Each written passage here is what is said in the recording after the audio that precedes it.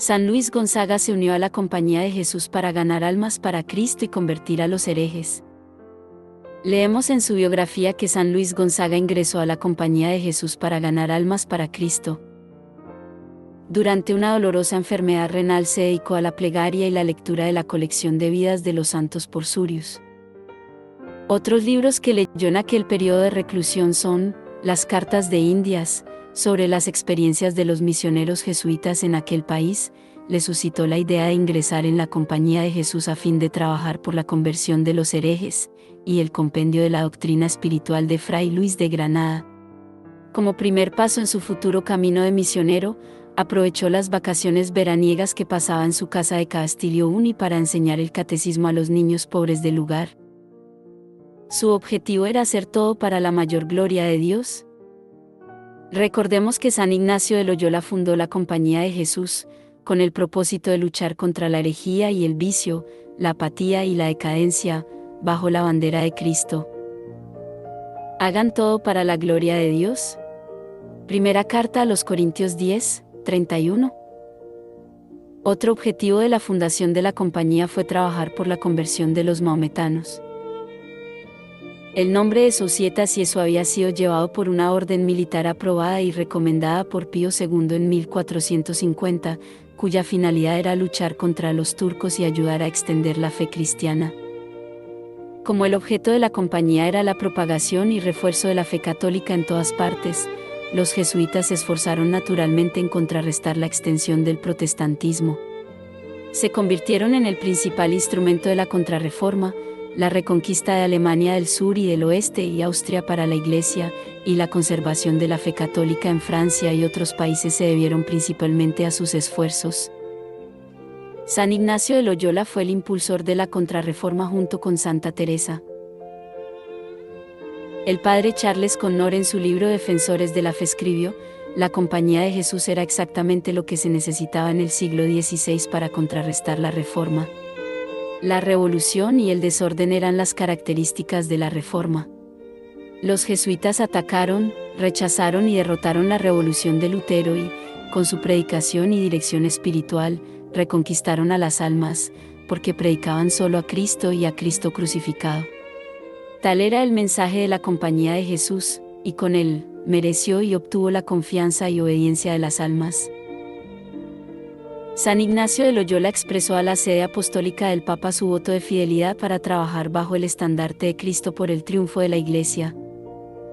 Todos los que su santidad nos mandare respecto al provecho de las almas o la propagación de la fe, estaremos obligados a cumplir, sin tergiversaciones ni excusas, inmediatamente y en cuanto estará de nuestra parte, a cualquier parte a donde nos quiera enviar, o a los turcos, o a los nuevos mundos, o entre los luteranos, o a cualesquiera otras tierras de fieles o infieles. Este voto nos podrá dispersar por las diversas partes del mundo. San Ignacio de Loyola, fiel soldado de Cristo. Como escribe la página Acción Familia de Chile, San Ignacio quiso fundar una orden de caballería, una orden de batalla, lucha, guerra. Esta orden debería luchar exclusivamente por la Iglesia, exclusivamente por los valores espirituales, sin preocupaciones humanas y temporales. Leemos en la Suma Teológica de Santo Tomás de Aquino, el doctor angélico, que aquellas órdenes que tienen el rango más alto, se instituyen para enseñar y predicar, y para dedicarse a la salvación de las almas. En el Gravissime Nos, el Papa León XIII señaló que los miembros de la Compañía de Jesús deben seguir las enseñanzas de Santo Tomás de Aquino, letras apostólicas por las que se confirman las constituciones de la Compañía de Jesús sobre la enseñanza de la doctrina de Santo Tomás de Aquino, del 30 de diciembre de 1892, en las que claramente leemos: quien atienda a las prescripciones de la Compañía sobre los estudios se le hará patente que la doctrina de Santo Tomás se ha de seguir, no solo en las cosas teológicas. Papa Benedicto XV, la Iglesia ha proclamado que la doctrina de Santo Tomás es su propia doctrina. Papa León XIII, no tenemos duda de que ustedes, jesuitas, según su promesa, dedicarán toda su energía a este objeto. Este es un deber que se le impone por la obediencia que, Por su regla, ustedes juran a la Santa Sede, y por las constituciones de vuestra sociedad, que decretan que la filosofía y la teología serán enseñadas según la doctrina y el método de Santo Tomás. Es decir, es un apóstata y un disidente el que contradice la doctrina de Santo Tomás de Aquino en materia de fe y moral. El Papa Pío X recomendó enérgicamente la enseñanza de la doctrina de Santo Tomás y advirtió que, el apartarse de Santo Tomás, en especial en las cuestiones metafísicas, no se hará nunca sin grave detrimento. Fundamentando esta recomendación en que, los principios en que se basa, como en sus fundamentos, toda su filosofía, no contienen sino lo que hallaron los más excelentes filósofos y los máximos doctores de la Iglesia sobre el concepto adecuado del conocimiento humano, sobre el orden moral y la consecución del último fin. Pío XI afirma que, al honrar a Santo Tomás se honra algo mayor que sus propias doctrinas, esto es, la autoridad de la Iglesia docente, a lo que añade unas palabras de Benedicto XV en que se elogia a la orden de predicadores, no tanto por haber formado al doctor angélico cuanto por no haberse apartado después nunca, en lo más mínimo, de su disciplina. Y tras la plegaria, la acción. San Ignacio concibió la lucha contra el protestantismo como un combate primordialmente doctrinal. De ahí su insistencia en crear colegios y universidades por doquier. Pero lamentablemente hoy vemos la infiltración de los enemigos de Dios en la orden de San Ignacio de Loyola. San Francisco de Borja solía decir que la Compañía de Jesús era odiada y perseguida, principalmente por los herejes e infieles. El padre Malakai Martín en su libro, Los jesuitas y su traición a la Iglesia Católica, explica cómo, en 1963, los jesuitas se convirtieron en fanáticos comunistas de izquierda, encabezados por el marxista Pedro Arrupe, un gran partidario del apóstata comunista Fidel Castro. El fallecido ex sacerdote jesuita Alberto Rivera reveló que el general jesuita Pedro Arrupe fue el jefe del Partido Comunista de España. Arrupe protegió a Bergoglio y lo utilizó como un ejecutor liberal. ¿Estos disidentes no militan en las filas de Jesucristo sino en compañía de Satanás? De ellos solo queda el significado peyorativo de jesuita, persona astuta, intrigante e hipócrita. Bien dijo San Ignacio de Loyola, porque hablan de Cristo, no para predicar a Cristo, sino para rechazar a Cristo, y hablan de la ley, no para establecer la ley, sino para proclamar cosas contrarias a ella. Estos perversos disidentes ni siquiera pueden ser contados como cristianos.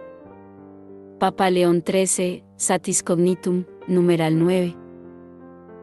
De que alguno diga que no cree en esos errores, esto es, las herejías que acaba de enumerar, no se sigue que deba creerse y decirse cristiano católico. Pues puede haber y pueden surgir otras herejías que no están mencionadas en esta obra, y cualquiera que abrazase una sola de ellas cesaría de ser cristiano católico. Segunda carta a los Corintios 11, 13-16. Pues los tales falsos apóstoles son operarios engañosos e hipócritas, que se disfrazan de apóstoles de Cristo. Y no es de extrañar, pues el mismo Satanás se transforma en ángel de luz. Así no es mucho que sus ministros se transfiguren en ministros de justicia o de santidad, mas su paradero será conforme a sus obras. San Juan Eudes advirtió, el peor castigo de Dios es permitir que haya lobos en lugar de verdaderos pastores. La segunda de Timoteo 3, 5 nos advierte, aparentarán ser muy religiosos, pero con sus hechos negarán el verdadero poder de la religión. No tengas nada que ver con esa clase de gente. Bien dice el refrán, aunque la mona se vista de sea, mona se queda. Alude a la característica imitadora de los monos, e indica la banalidad de disfrazar la naturaleza de las personas ya que, a la larga, se descubre. Nuestro Señor Jesucristo, por eso, sabiamente afirmó que por las malas obras reconoceríamos a estos impostores que se disfrazan de pastores. Nuestro Señor advirtió que nos cuidáramos de los falsos profetas que utilizarían su nombre, pero que por dentro son lobos rapaces, los cuales se disfrazarían de cristianos para lograr así engañar y perder a muchos. El Papa León XIII señaló, no puede haber nada más peligroso que aquellos herejes que admiten casi todo el ciclo de la doctrina y, sin embargo, con una sola palabra, como con una gota de veneno, infectan la fe real y simple enseñada por nuestro Señor y entregada por la tradición apostólica. El Papa San Clemente I explicó: los maestros heréticos pervierten las escrituras y tratan de entrar en el cielo con una llave falsa, porque ellos han formado sus asambleas humanas posterior a la Iglesia católica. De la Iglesia previamente existente y verdadera, es muy claro que estas herejías posteriores, y otras que han llegado a ser desde entonces, son copias falsificadas y novedosas invenciones. San Ambrosio señaló: incluso los herejes parecen poseer a Cristo, porque ninguno de ellos niega el nombre de Cristo. Sin embargo, cualquiera que no confiesa todo lo que pertenece a Cristo, de hecho niega a Cristo. Bien dijo San Agustín de estos farsantes que se hacen llamar cristianos, mientras niegan a Cristo con sus perversas obras. ¿Qué pensar de los que se adornan con un nombre y no lo son? ¿De qué sirve el nombre si no se corresponde con la realidad? Así, muchos se llaman cristianos, pero no son hallados tales en la realidad, porque no son lo que dicen en la vida, en las costumbres, en la esperanza, en la caridad. San Agustín explicó: por eso los que se llaman cristianos y viven mal, insultan a Cristo, de ellos se dice que por su causa es blasfemado el nombre de Dios. Carta a los Romanos 2, 24. En la Catena Aurea aprendemos de San Isidoro que el nombre de hipócrita procede de aquella clase de hombres que entran en los espectáculos con la cara tapada, pintándola de diversos colores, con el fin de asemejarse a la persona que fingen y de la cual simulan el exterior, tomando delante del pueblo y de los juegos públicos, ora la máscara de hombre, ora la de mujer. San Ignacio de Loyola advirtió: no deberían tolerarse curas o confesores que estén tildados de herejía, y a los convencidos de ella habríase de despojar de todas las rentas eclesiásticas, que más vale estar la grey sin pastor, que tener por pastor a un lobo. San Atanasio enseña: siempre resultará provechoso esforzarse en profundizar el contenido de la antigua tradición, de la doctrina y la fe de la Iglesia católica, tal como el Señor nos la entregó, tal como la predicaron los apóstoles y la conservaron los santos padres. En ella, efectivamente, está fundamentada la Iglesia, de manera que todo aquel que se aparta de esta fe, la que predica la Iglesia, deja de ser cristiano y ya no merece el nombre de tal. San Juan Crisóstomo declaró: después que había hablado de las dos clases de guerras, esto es, de las de los seductores y de las de los enemigos, les habla también de una tercera guerra, que provendría de los falsos hermanos, por esto dice: y muchos entonces serán escandalizados, etc. También San Pablo deplora esto diciendo: en el exterior batallas, en el interior temores, segunda carta a los Corintios 7,5, y en otro lugar, peligros en los falsos hermanos, segunda carta a los Corintios 11,26, de quienes dice en otro lugar: los tales falsos apóstoles son operarios engañadores. Por esto añade aquí el Salvador: y se levantarán muchos falsos profetas. Leemos en la Catena Aurea Remigio: se levantaron muchos, llamándose cristianos y seduciendo a otros, a quienes San Pablo llama hermanos falsos y San Juan, anticristos. San Hilario, In Mattheum, 25. Como fue Nicolás, uno de los 7 primeros diáconos, que pervirtió a muchos, tergiversando la verdad. Los cristianos de nombre, cuya imagen, dice San Agustín, es un disfraz o fingimiento de las personas que hacen como que profesan la fe, y viven infielmente, porque fingen que son lo que realmente no son, y se llaman, no con verdadera propiedad sino con falsa y engañosa apariencia, cristianos. Leamos los puntos principales que resumen la carta de San Ignacio de Loyola al padre Pedro Canicio, que traza un completo programa de acción para extirpar esta pestilencia de las almas que por las varias herejías estraga las provincias del rey. Es claro que debían aplastar toda propaganda adversa. Así acabó por comprenderlo Lutero, cuyo espíritu se orientó hacia la intolerancia. Así lo comprendió Calvino, como lo hizo ver a Miguel Servet. Así lo comprendieron. Medios para extirpar la herejía. 1. El principal. Que el rey se declare enemigo efectivo de toda herejía. 2. No sufrir en el consejo ningún hereje. 3. Ningún inficionado de herejía debe permanecer en ninguna dignidad.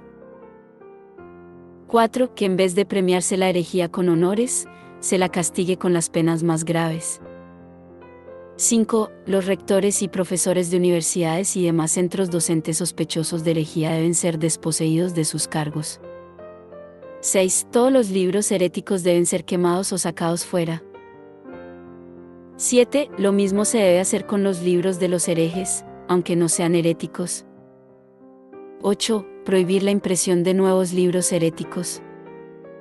9. No debe tolerarse ningún sacerdote tildado de herejía. 10. Multar a los que llaman evangélicos a los herejes. 11. Ayudaría mucho la convocación de sínodos y la energía de los sacerdotes en desenmascarar a los herejes. Medios para que arraigue la religión católica. 1. Que sean católicos todos los que tienen algún cargo de gobierno. 2. Poner buenos obispos, sacerdotes, predicadores, que vayan recorriendo los diversos pueblos y que expliquen rectamente el Evangelio. 3. Los curas beneficiados ignorantes, que pongan otros hábiles en su lugar. 4. A nadie se dé beneficio sin previo examen de su religiosidad y cualidades. 5. Que haya y se explique un catecismo bueno de la doctrina cristiana. Así, pues, a la manera que en los males del cuerpo primeramente hay que apartar las causas que engendran la enfermedad, y enseguida aplicar los remedios que ayudan para recobrar las fuerzas y buena disposición de antes, así en esta pestilencia de las almas que por las varias herejías estraga las provincias del rey, primero se ha de ver cómo se arrancan las causas de ella, y después, cómo se podrá restablecer y robustecer en aquella el vigor de la doctrina sana y católica. Las piedras hablan porque muchos de los sacerdotes que deberían hablar y defender la sana doctrina católica se callan cobardemente. Pues bien, las esculturas de San Ignacio de Loyola nos muestran claramente cómo la herejía bergogliana es incompatible con el catolicismo. Basta que estudiemos la escritura, la Catena Aurea de Santo Tomás de Aquino, o las vidas de los santos para desenmascarar la apostasía de la secta bergogliana. En la iglesia de Jesús, a la derecha del altar se encuentra la escultura de Pietro Legros titulada El triunfo de la fe sobre la herejía. Esta escultura representa a María lanzando a Martín Lutero y su precursor, Jan Hus, fuera del cielo. Un ángel acompañante, abajo a la izquierda, rasga sus traducciones de la Biblia y sus escritos heréticos a pedazos. La naturaleza militante de los verdaderos jesuitas y su misión de difundir la fe y reafirmar el poder de la Iglesia es clara en esta obra dramática. Una escultura complementaria titulada El triunfo de la fe sobre la idolatría, de Jean-Baptiste Théon cimenta aún más el mensaje de los jesuitas. Concluyamos con esta enseñanza de San Ignacio de Loyola: la verdad siempre resplandece con el brillo que le pertenece, mientras que la falsedad está envuelta en la oscuridad. Para disipar esta oscuridad es suficiente poner la falsedad en presencia de la verdad. Oración. Señor Dios, dispensador de los dones celestiales, que has querido juntar en San Luis Gonzaga una admirable inocencia de vida y un austero espíritu de penitencia, concédenos, por su intercesión, que, si no hemos sabido imitarle en su vida inocente, sigamos fielmente sus ejemplos en la penitencia. Por Jesucristo, nuestro Señor. Amén. San Luis Gonzaga ruega por nosotros. San Ignacio de Loyola ruega por nosotros.